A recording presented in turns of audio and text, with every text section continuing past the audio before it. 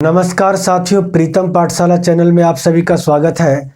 आज हम लोग चर्चा करेंगे थेल्स के प्रमेय के बारे में। तो यह थेल्स का प्रमेय त्रिभुज के चैप्टर का सबसे पहला प्रमेय है। थेल्स के प्रमेय को आधारभूत प्रमेय भी कहा जाता है। तो देखते हैं, थेल्स का प्रमेय यह बताता है कि यदि किसी त्रिभुज की एक भुजा के समांतर अन्य दो भुजाओं को भिन्न भिन्न बिंदुओं पर प्रतिच्छेद करने के लिए एक रेखा खींची जाए तो ये अन्य दो भुजाएं एक ही अनुपात में विभाजित हो जाती है। थेल्स के प्रमेय यह बताता है कि किसी त्रिभुज में, चलिए सबसे पहले एक त्रिभुज बना लेते हैं। त्रिभुज ए बी सी, यह हमारा त्रिभुज बन के तैयार हो गया। त्रिभुज ए बी और ये हो गया सी।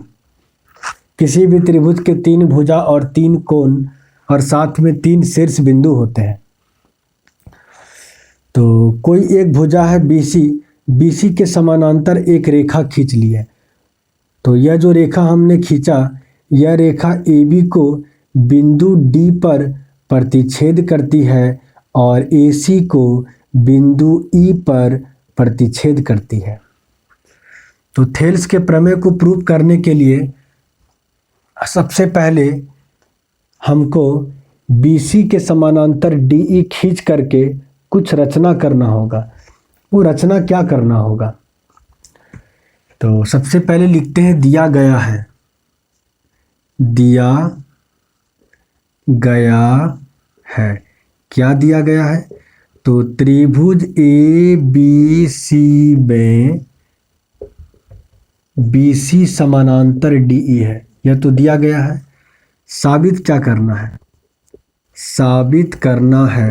साबित यह करना है कि AD बटा DB बराबर AE बटा AC। तो साबित करने के लिए सबसे पहले कुछ रचना यानी कि कंस्ट्रक्शन करना होगा। जैसे B को मिला देते हैं E से, तो एक त्रिभुज बन गया BDE, और C को मिला दीजिए D से, तो इधर से भी एक त्रिभुज बन गया CDE। और बिंदु E से एक अभिलंब खींचते हैं EM। अभिलंब किस पर है? तो AD पर। और बिंदु D से भी एक अभिलंब खींचेंगे DN। किस पर अभिलंब खींचा? तो AE पर। अभिलंब का मतलब होता है कि यह आधार से 90 डिग्री की कोण बनाती है। अभिलंब हमेशा आधार से 90 डिग्री की कोण बनाती है। तो रचना में लिखेंगे BE और DC को मिलाया। BE और DC को मिलाया, लिख लीजिएगा। इसके बाद साथ में क्या है? तो EM अभिलंब है AD का, तो EM अभिलंब AD खींचा और साथ में DN अभिलंब AE खींचा, यानी कि DN अभिलंब AE खींचा। इसके बाद हमारे पास ऊपर और नीचे दो दो त्रिभुज है, उसका अनुपात निकालना है। कौन कौन सा त्रिभुज? पहला त्रिभुज है ADE और दूसरा त्रिभुज है BDE। तो लिख लेते हैं सबसे पहले, दो त्रिभुज का अनुपात हमको निकालना है, दो त्रिभुज के क्षेत्रफल का अनुपात। तो आराम से लिखेंगे कि त्रिभुज ADE का क्षेत्रफल बटा त्रिभुज BDE का क्षेत्रफल। किसी भी त्रिभुज के क्षेत्रफल का निकालने का तरीका है 1/2 गुना आधार गुना ऊंचाई। तो ऊपर वाला त्रिभुज यानी कि ADE में यदि हम AD को आधार मानते हैं तो ऊंचाई हो जाएगा EM।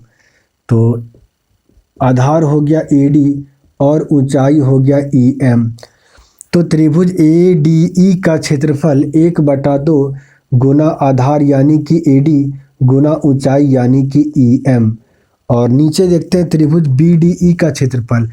त्रिभुज BDE का क्षेत्रफल, यदि BD को आधार मानेंगे तो भी ऊंचाई मेरा EM ही होगा, यानी कि 1/2 आधार हो गया DB और ऊंचाई हो गया EM। ये ऊंचाई EM दोनों त्रिभुज में सेम कैसे हुआ, चलिए देखते हैं। जैसे कि एक त्रिभुज दिया गया है, तो अगर ये आधार है तो यहाँ से जो 90 डिग्री होगा ये हो जाएगा ऊंचाई। यदि समकोण त्रिभुज है, समकोण त्रिभुज में खासियत होता है कि इसको आधार मानेंगे तो ये ऊंचाई बन गया, इसको आधार मानेंगे तो ये ऊंचाई बन गया। लेकिन यदि कोई त्रिभुज है अधिक कोण त्रिभुज, जिस तरह की ये लीजिए अधिक कोण त्रिभुज है, तो यहाँ पर तो 90 डिग्री हो ही नहीं रहा है यहाँ से, तो कैसे ऊंचाई मानेंगे। तो यहाँ पर करना क्या है कि किसी एक भुजा को आगे बढ़ाना है। चलिए आगे बढ़ाते हैं, आगे बढ़ाइए और देखिए कि ये जो तीसरा वाला बिंदु है, यहाँ से अगर हम इस भुजा के ऊपर 90 डिग्री का कोण बनाते हुए प्रतिच्छेद करेंगे तो ये जो ऊंचाई है यही हो जाएगा इस त्रिभुज के लिए ऊंचाई। तो कोण BDE ये तो 90 डिग्री है नहीं, तो चलिए BD को सबसे पहले बढ़ाते हैं।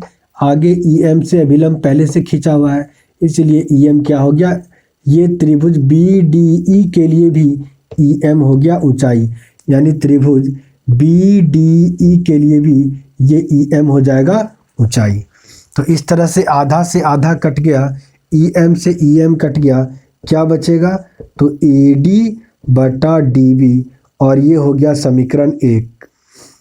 उसी प्रकार से त्रिभुज AED का क्षेत्रफल बटा त्रिभुज CED का क्षेत्रफल, त्रिभुज CED का क्षेत्रफल का अनुपात हमको निकालना है। तो यदि AE को आधार मानेंगे तो ऊंचाई हो गया DN, तो ऊपर त्रिभुज AED का क्षेत्रफल हो जाएगा 1/2 आधार गुना ऊंचाई। तो आधार मैंने माना है AE को, ऊंचाई हो जाएगा DN। और नीचे वाले त्रिभुज में यदि आधार मानते हैं EC को, त्रिभुज CED में यदि आधार मानेंगे EC को, तो EC भुजा आगे बढ़ाने पर इस आधार के सामने वाले शीर्ष बिंदु D से एक अभिलंब खींचा गया है DN, यानी कि त्रिभुज CED के लिए भी अभिलंब हो जाएगा DN। तो 1/2 आधार के जगह पे लिखेंगे EC और ऊंचाई के जगह पे DN। तो आधा से आधा कट गया, DN से DN कट गया, अनुपात आएगा AE/EC। यह हो गया समीकरण 2। अब हम लोग यह देखते हैं कि त्रिभुज ADE का क्षेत्रफल बराबर त्रिभुज AED का क्षेत्रफल। कैसे, तो त्रिभुज ADE चाहे त्रिभुज AED चाहे इधर से पढ़े चाहे उधर से पढ़े, दोनों एक ही त्रिभुज की चर्चा कर रहे हैं। लेकिन यहाँ पर नीचे तो दो त्रिभुज है, एक BDE दूसरा CED। चलिए इसका एक 2 कॉपी बनाते हैं। यह तो इस तरह से बन रहा है कि दो समांतर रेखा है, यह हो गया D, यह हो गया E, यह हो गया B, यानी एक त्रिभुज हो गया BDE। और यहीं से एक और त्रिभुज मैंने बनाया CED। बिल्कुल ये सेम फिगर आपको दिख रहा है। तो क्लास 9th में एक थ्योरम है कि यदि दो समांतर रेखाएं हैं और दो समांतर रेखा में किसी एक रेखा पर आधार को आप फिक्स कर दीजिए। मान लीजिए ये आधार है, ये हो गया आधार, और इसकी लंबाई कितनी होगी, तो B आधार। तो इस आधार को फिक्स करने के बाद हम जितना भी त्रिभुज बनाएंगे जो कि दोनों रेखा को टच करता है, जैसे एक त्रिभुज ये हो गया, तो दोनों का बीच का जो दूरी होगा उसी को ऊंचाई h बोलेंगे। तो इसका क्षेत्रफल कितना, 1/2 आधार गुना ऊंचाई, चलिए एक त्रिभुज इस तरह से बना दिए, एक त्रिभुज इधर से बना दिए। तो चाहे कितना भी त्रिभुज आप बना दीजिए, आधार तो सबका समान है। और ऊंचाई की बात करेंगे तो दो समांतर रेखाओं के बीच का जो दूरी है वही ऊंचाई होगा, और सभी त्रिभुजों के लिए ऊंचाई यह समान होगा। तो यहाँ से हम लोगों ने सीखा कि दो समांतर रेखाओं के बीच समान आधार से बनने वाले सभी त्रिभुजों का क्षेत्रफल हमेशा बराबर होता है।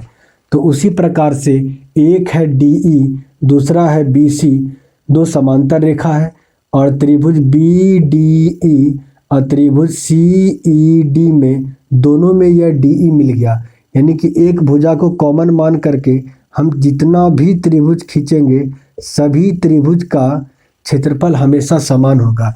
इसीलिए त्रिभुज BDE का क्षेत्रफल हमेशा बराबर होगा त्रिभुज CED के क्षेत्रफल से। तो यहाँ से हम देख रहे हैं कि ऊपर वाला भाग बराबर हो गया और नीचे वाला भाग भी बराबर हो गया।